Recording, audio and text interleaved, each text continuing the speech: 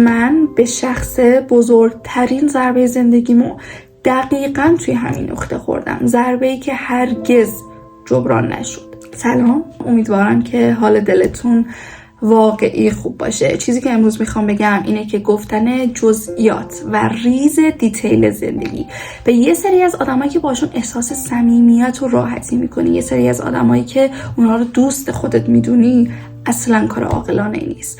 و به عنوان آدمی که خیلی رابطه نزدیکی با بهترین دوستاش داره و خیلی همدیگر رو در جریان زندگیمون قرار میدیم، میخوام بگم که گفتن یه سری چیزا از روی سادگی یا از روی اعتمادی که کردی ممکنه که بعداً برات دردسر بشه، دردسرایی که ممکنه اصلا دیگه جبران نشه توی زندگیت. این اصلا به این معنا نیست که آدم مرموزی به نظر برسیم یا آدم مرموزی باشیم. اتفاقا برعکس، این به این معنا که قسمت شخصی زندگیمون رو شخصی نگه داریم. یه سری چیزا لازمه که توی زندگیمون پیش خودمون فقط باقی بمونن و پیش هیچ کس گفته نشن.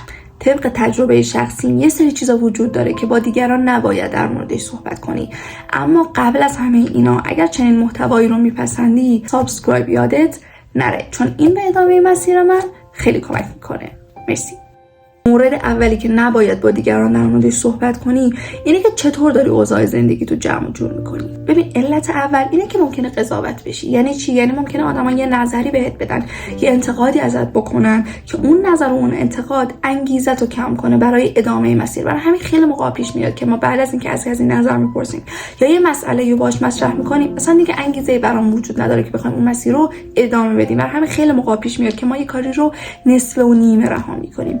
علت دوم اینه که بعضی موقع ما از کسی نظر میپرسیم که اصلا متخصص اون کار نیست، اصلا سررشته توی اون کار نداره. اتفاقا ممکنه اون آدم خیلی آدم خوبی باشه، خیلی قصد و نیت خوبی داشته باشه، اما اصلا آدم مناسبی برای نظر پرسیدن، مشورت گرفتن یا اصلا مطرح کردن اون مسئله نیست. بر همین ممکنه که با وجود اینکه اون آدم خیلی خوبیه، قصد و نیت خیلی خوبی هم داره، اما نظری به ما بده که نتیجه برای ما خوب نباشه، یعنی نتیجه عکس باشه. علت سوم که نباید با دیگران در مورد اینکه چطور داریم اوضاع زندگیمون رو جمع و جور میکنیم صحبت کنیم اینه که چیزی وجود داره به نام حسادت. متاسفانه دلم نمیخواست که اینو بگم، واقعا این کاش همچین دنیایی توش زندگی نمیکردیم، ولی واقعا همچین آدمایی هستن. بعضی موقع ها آدمای گوشه کنار زندگیمون وجود دارن که اونقدری که ما فکر میکنیم خیر ما رو نمیخوان، اونقدری که ما فکر میکنیم دوستمون ندارن. همون حسی که ما داریم بهشون اونا متقابلا به ما ندارن. من واقعا تو ذهن خودم تو این زمینه واقعا به خودم افتخار میکنم که هر جای احساس کردم مسیرم از آدمی جدا شده، دیگه از معاشرت با اون آدم لذت قبل رو نمیبرم، کنار کشیدم و مسیرم رو جدا کردم.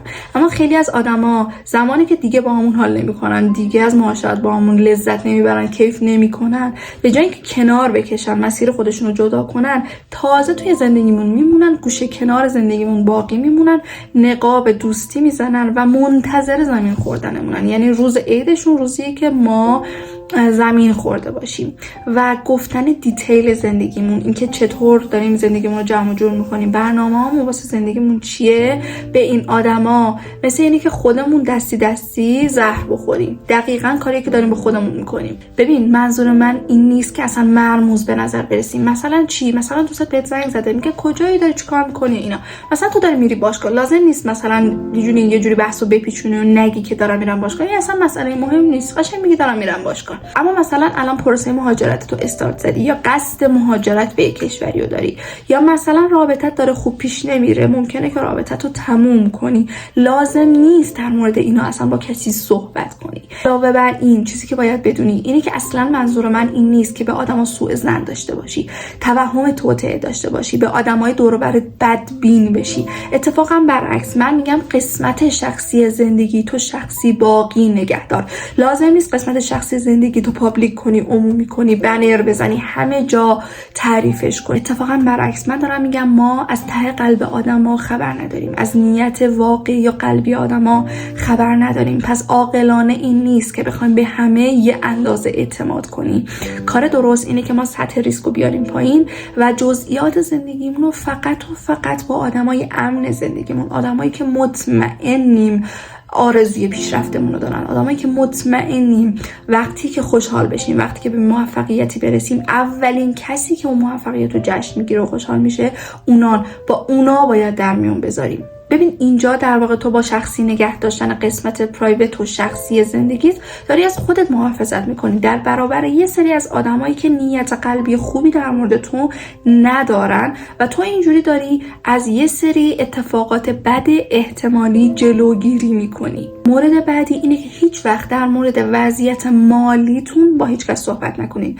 اصلا هیچ احتیاجی نیست که کسی بدونه تو حساب بانکی شما چقدر پول وجود داره. یه سری‌ها متاسفانه فکر میکنن که باید شو آف کنن و به همه بگن که چقدر موجودی حسابشون بالاست که فقط با کلاس به نظر برسن. من میگم برعکس، اگر اوضاع مالی خیلی خوبه یا اصلا اوضاع معمولی داری، بذار آدم‌ها فکر کنن که تو اصلا اوضاع مالی خیلی معمولی داری. لازم نیست اصلا بنر بزنی و همه جا بگی که من پول دارم صرفا برای اینکه بپذیرنت و میتونی با کلاس به نظر برسی. لازم نیست در مورد اینکه فلان چیز گرون رو خریدی در موردش با دیگران صحبت کنی. لازم نیست در مورد برنامه زندگی، اینکه میخوای مثلا ماه دیگه یه خونه یا بخری، ماه دیگه میخوای ماشین بخری، یا اینکه مثلا فلان سفر رو رفتی یا میخوای بری با دیگران صحبت کنی. بعضی موقع پیش میاد که آدمای اطرافت اون چیزی که تو الان به دستش آوردی یا میخوای برنامه داری که به دستش بیاری رو نمیتونن داشته باشن، شرایطشون ندارن و خواسته یا ناخواسته خودتو تو حیطه حسادت قرار میدی. فلان سفر رو رفتی نمیتونن برن، فلان چیزو خریدی نمیتونن داشته باشن و بخرنش و خودتو تو معرض حسادت قرار میدی، خواسته یا ناخواسته. و در بهترین حالتش اینه که اون آدم بهت قبطه بخوره، در لول بعدیش اینه که ممکنه بهت حسادت کنه و لول بعدیش اینه که تمام تلاششو بکنه که تو هم اون موفقیت رو از دست بدی، یا اگر برنامه داری که به فلان چیز مالی دست پیدا کنی جلوتو بگیره و یه جورایی سد راحت بشه و برات مشکل ساز بشه. برای همین اوضاع مالی تو هر سطحی که هست بذار آدمای اطرافت فکر کنن اوضاع مالی بسیار بسیار بسیار بسیار معمولی داری. بازم این به این معنا نیست که با آدمای اطرافمون سوء ظن داشته باشیم و دائم توهم توطئه داشته باشیم و فکر کنیم آدمای اطرافمون دائم میخوان به ما یه ضرری برسونن. اصلا منظور من این نیست. اتفاقا برعکس، من فکر میکنم که آدمای اطرافمون همه آدمای خوبی ان مگر اینکه خلافش ثابت بشه. چیزی که من دارم میگم اینه که اجازه بده قسمت شخصی زندگیت، همونجوری که اسمش روشه، قسمت شخصی باقی بمونه و نهایتا با 4-5 آدم امن زندگیت همه اینا رو مطرح کن. مورد سومی که نباید با دیگران در موردش صحبت کنی گذشتته. ببین لازم نیست، یعنی اصلا احتیاجی نیست که در مورد ریز اتفاقات گذشتت با دیگران در موردشون صحبت کنی. هر کاری که توی گذشته انجام دادی، هر تصمیمی که گرفتی کاملا مربوط به خودت بوده و اصلا به کسی مربوط نمیشه.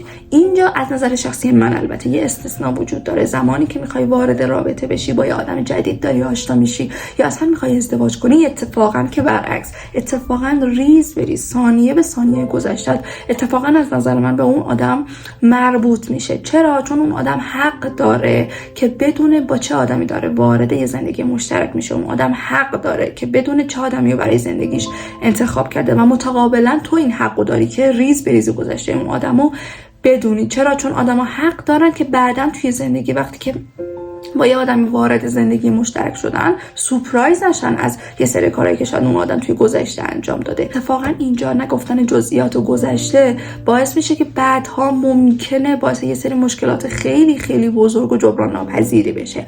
اما در غیر این صورت، بجز این مورد استثناء، واقعا اصلا احتیاجی نیست در مورد ریز کارهایی که توی گذشته کردی، ریز تصمیماتی که توی زندگیت گرفتی با دیگران در موردش صحبت کنی. حالا چرا نباید در مورد جزئیات گذشتت با دیگران صحبت کنی؟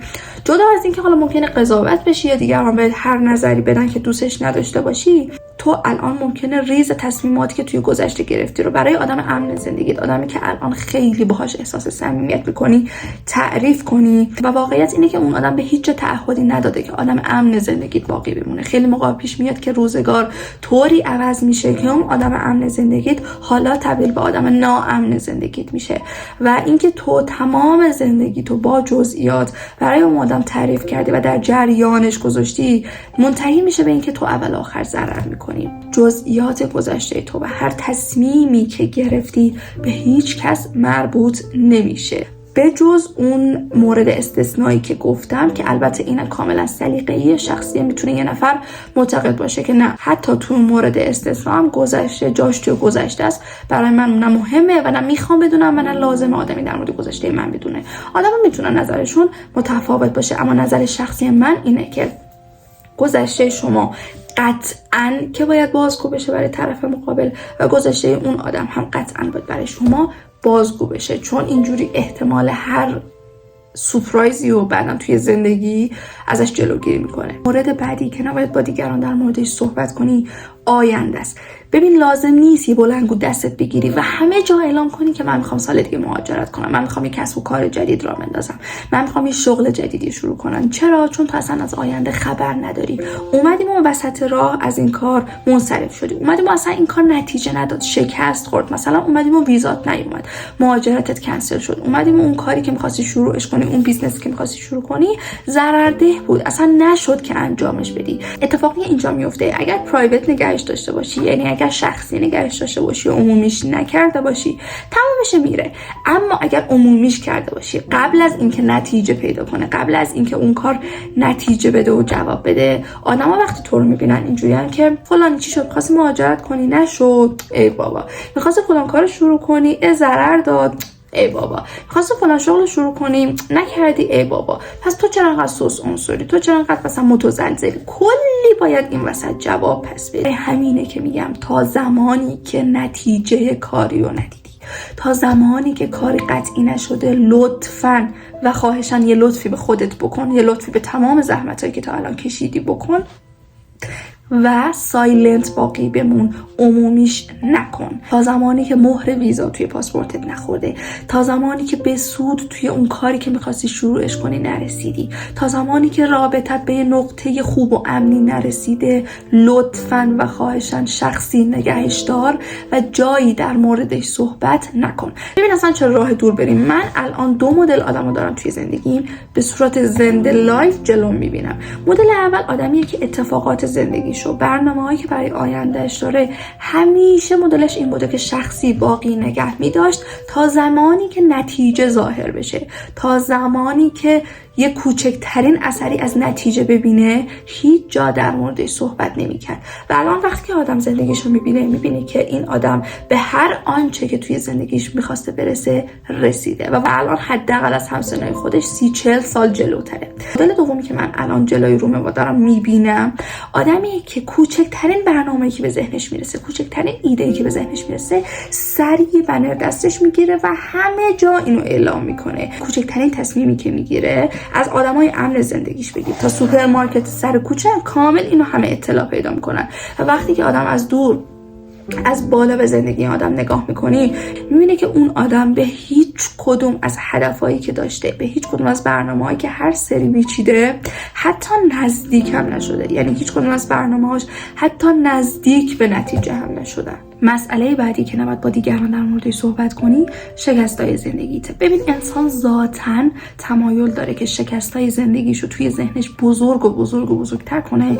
از اون طرف بردای زندگیش، مسائلی که واقعاً توش به موفقیت رسیده رو همینطور کوچیک‌تر کنه. چون هنوز نتونستیم از اون غمی که اون شکست به ما داده عبور کنیم و فراموشش کنیم، معمولاً خیلی با آب و تاب، خیلی به صورت اگزاجر، اغراق‌آمیز در مورد اون شکست با دیگران صحبت میکنیم. و اتفاقی که اینجا میفته اینه که آدما دیگه دائم تو رو با اون شکسته میبیننت. یعنی دیگه اصلا شخصیتت و تمام دستاوردات، هیچ کدوم از اون موفقیت دیگه اصلا به چشم نمیان. تو اینجا دیگه همیشه اون آدمی هستی که اون که مثلا رتبه کنکورش مثلا 10,000 شد، اون آدمی که افسرده داشت، اون آدمی که مثلا 2 میلیارد فلان جا ضرر کرد، اون آدمی که مثلا فلان جا تصادف کرد. تو کلا دیگه با شکستات دیده میشی و شاید اصلا تو آدمی هستی که تو 99% زندگیت به دستاورد و موفقیت خیلی خوبی رسیدی، اما مردم کلا ذاتاً تمایل دارن که فوکس کنن، تمرکز کنن رو همون 1%.